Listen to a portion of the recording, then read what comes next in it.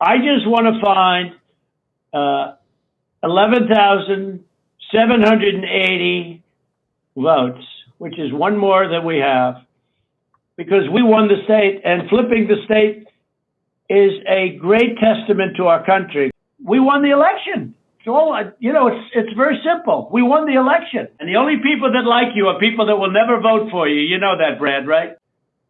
And the real truth is I won by 400,000 votes, at least. And everyone's going to look very good if the truth comes out. It's okay. It take a little while, but let the truth come out. Hey everyone, me Kevin here. Boy, oh boy, we've got to talk about the Trump indictment in Georgia because this one hits home. I covered this election-related phone call over and over again 2 years ago. You can still see it here, streamed live 2 years ago, January 3rd, 2021, 206,000 views here. Trump demands Georgia find votes. Full audio call. And what I'd like to do is play some highlights. I've watched this back. I'm going to play some highlights here to give you some framing as to what this Georgia indictment is really about. We know that Trump is now on his fourth criminal indictment, New York wire fraud being number one, Florida documents at Mar-a-Lago. We've got the Jan 6 for Washington. We've got the Georgia find votes phone call, which we actually covered here just 3 days before J6, right? But it's been really coming up on 2 years here to bring these cases before the public. And now I think everybody agrees the public would like to know, all right, what are the facts and circumstances around all of these various different indictments? On one hand, folks now believe that our judicial system is rigged against Donald Trump, emboldening their support for Donald Trump. Other folks are disillusioned with Trump, even as they had previously supported him. And then others just absolutely hate Trump's guts. So you've got a whole spectrum here. But what I want to do is keep this as non-biased as possible here and try to focus on some of the actual things that Trump said. So I'm going to go to some timestamps here, and I'm going to play them.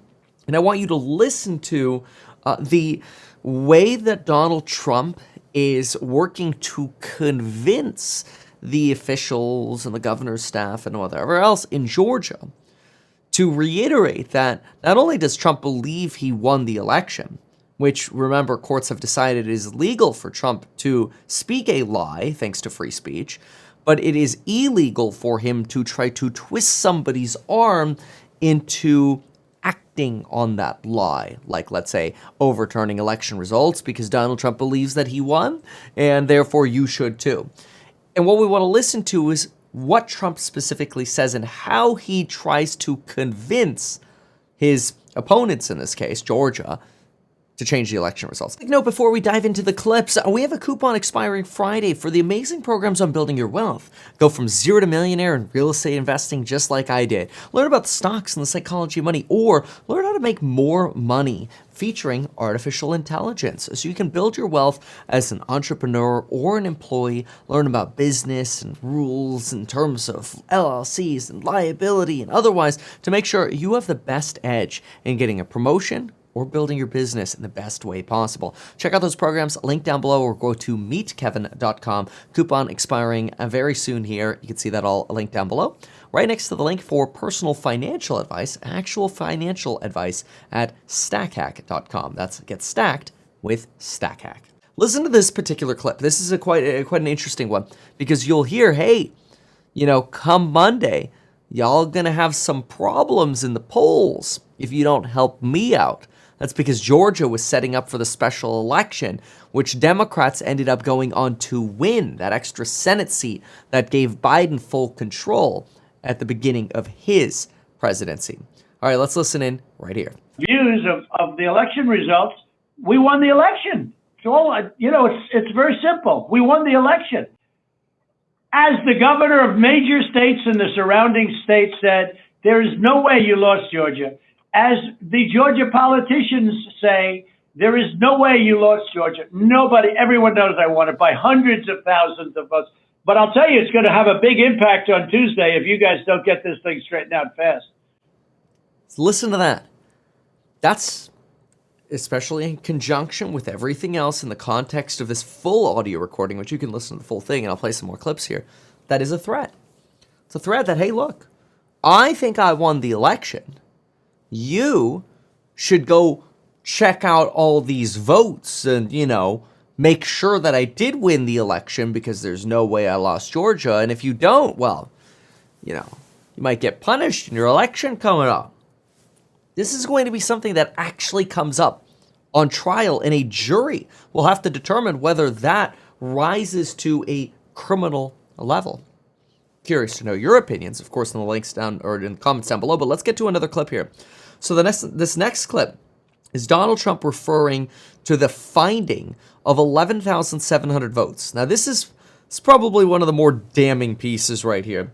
This is generally not what you want to say, is we just need to find 11,800 votes. Let's listen in. I just want to find 11,780 votes, which is one more than we have, because we won the state, and flipping the state is a great testament to our country, because, and there's just, it's a testament that they can admit to a mistake, or whatever you want to call it, if it was a mistake. I don't know. So this is important here. He's basically, first of all, there are two things to know here. Number one, he's specifically using this number because even though he argues that there are hundreds of thousands of fraudulent ballots, he specifically uses 11,780, roughly 11,800, because that's really what he needs to win Georgia. And this would be critical in him actually winning the presidency and holding on to power. So he basically argues that even though there are hundreds of thousands of fraudulent ballots, in his opinion, we just need you to find 11,800. So his opinion is we just need you to find 11,800. But now he's inducing Georgia to say, look, go look for 11,800. And if you have to call it a mistake or you have to put somebody's head out and blame it on somebody, then you need to do what you need to do. But basically flip these votes because that's what I'm asking you to do. Okay, let's listen in a little bit more on this. At 57:03, we get some entertainment as well. So we're going to jump on over there. And again, you can watch the full recording of this. But these are some of the highlights here. So 57:03, here we go. That's not accurate, Mr. President. Huh. What is accurate? The numbers that we are showing are accurate. About early in the morning, Ryan, when the woman took when the whole gang took the stuff from under the table, right? Do you know do you know who those ballots? Do you know who they were made out to? Do you know who they were voting for? Now, context here, what Trump is talking about are the ballots that were taken out in the suitcases, and that was a way of storing them in the middle of the night. It does look a little weird that ballots are coming out of suitcases, but there have been over 50 lawsuits that have already been dismissed over election fraud claims, and these things have been litigated and reviewed by judges and juries throughout the country and proven to be false. Now, there are still people who believe that juries and the judicial systems are rigged, and maybe that may be the case, maybe not. I'm not going to make a conclusion on this. Is really up to you to conclude. But at this point, I mean, you're even getting like Newsmax and OAN admitting that the election was not stolen, Ryan. So now we know this 2 years later, but at this time, it really does seem like Donald Trump believes that he won. And so he makes these arguments about pulling out basically every stop he can to say, well, what about these ballots that are showing up here? What about so-and-so? And when they bleep out, they're bleeping out names. What about, so-and-so? It's Stacey Abrams or whomever, right? They're rolling up with vans of ballots. Look, we have video of ballots showing up late at night with, coming out of the back of vans, which actually is normal if you go drop off the ballots by the election deadline time in states like California, for example. You can drop them off by 7, 8, or 9 p.m., depending on your jurisdiction. Then a van goes around and collects them all, kind of like a post office truck, and then they go count them. A lot of these things have already been disproven, but what you want to listen to is what matters for Trump, and that's his demeanor in trying to convince this turnaround. Listen to this line here. Why do you keep fighting this, Donald Trump says. Ready for this? Listen to this one. But I'm just curious, why do you keep fighting this thing? It just doesn't make sense. We're way over the 17,779, right? We're way over that number. And just if you took we're over that number by five or six times. When you multiply it out times 3, and every single ballot went to Biden, and you didn't know that, but now. Anyway, so these allegations go on that every single ballot went to Biden and so on. These are allegations Trump is making, things that ultimately ended up being disproven and in courts and trials and that. But again, you're listening to Trump's demeanor here. It's very clear. It's like, come on, man. Like, what about this? What about this? It's pulling from every angle possible to argue like, no. Ultimately, I win. In fact, in the next 30 seconds here, you're going to hear him say specifically this, like, I won. So just change the results already.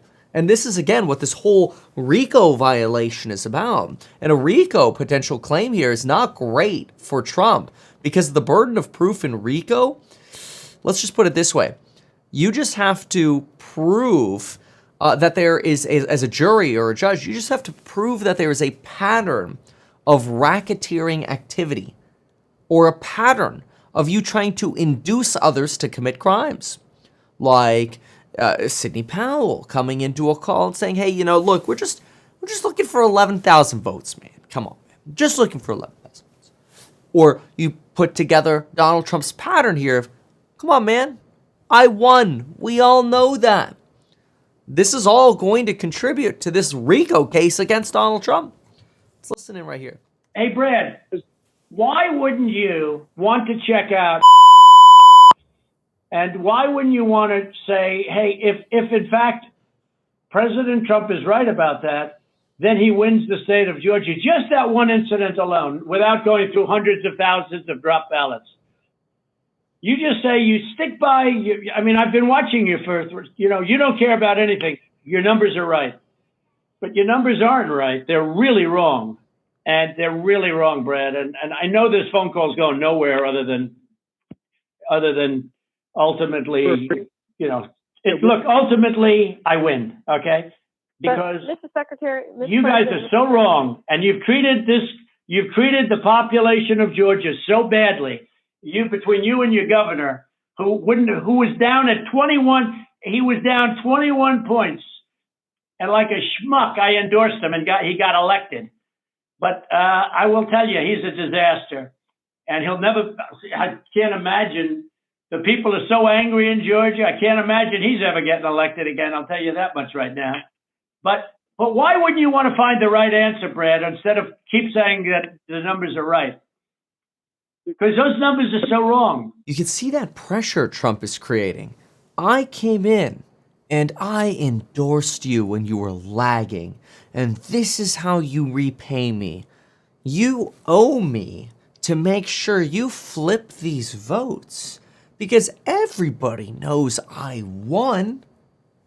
Well, now if it's possible to argue that that was an opinion that was wrong, but you were twisting the arm of government officials to do what you wanted because you're trying to manipulate them into doing what you want because you endorse them or otherwise, then this creates a potential danger for Trump that the Georgia indictment might be the most sweeping and dangerous for Trump yet. Wire fraud in New York, not the strongest case. Little weak with the check fraud and the payment to women. It's not the strongest, okay? I think everybody on all sides agrees with that one. The documents, yeah, look, there are really stringent rules for document secrecy in America that thousands to hundreds of thousands of Americans have to adhere to on a daily basis. Maybe there could be some stretch for the presidential office where, maybe papers are circulating a little more than they should. Then again, Trump's own audio of him bragging about I probably shouldn't have this and showing it off as sort of a memorabilia item, probably no good idea, right? Okay. This right here is going to be something where clips of Donald Trump are going to be played.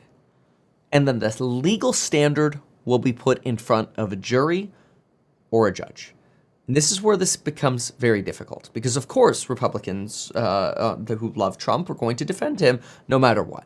Republicans who've become disillusioned with Trump are going to be a little bit more curious. And then, of course, those who hate Trump are just going to continue to hate Trump. But ultimately, a jury will probably have to adjudicate whether there is a, quote, pattern of racketeering activity or a pattern of potentially organizing those around you to induce others to commit crimes, like sending in Giuliani or Meadows or Sidney Powell. And the question here is, do comments like this from Donald Trump contribute to potentially racketeering?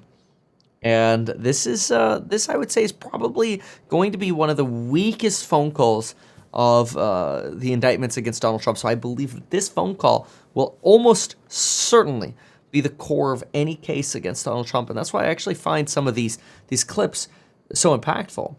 Now, this is the last part that I want to show, but I want you to remember what we've set up so far, right? Donald Trump argues, hey, look, we just need 11,000 votes. Do the right thing, man. I endorsed you. Help me out.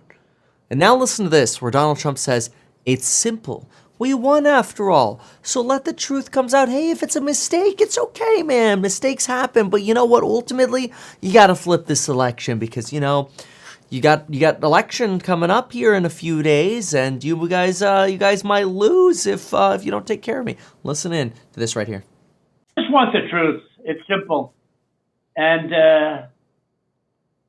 everyone's going to look very good if the truth comes out. It's okay. It take a little while, but let the truth come out. And the real truth is I won by 400,000 votes, at least. That's the real truth. But we don't need 400,000 votes. We need less than 2,000 votes. So, what do you make of all of this? Well, if you want perspectives on building your wealth or getting actual financial advice from myself and the team, hours of work into your situation, check out the links down below. You've got sort of the self-study and course member live streams on the meetkevin.com side. We got a coupon expiring soon. On the other side, we've got the financial advisory business where we can help you with actual personalized financial advice. Check out both of these websites, both with a big price increase after the coupon expiration. Coming soon. Expiration linked down below. Now, I want you to know this. When it comes to AI, time is what's going to make you money. And if you can prove that value to an employer, you'll always be able to be employed. So this is another way of making sure that you don't get replaced by artificial intelligence. If you can master AI by starting on the ground floor, let's go.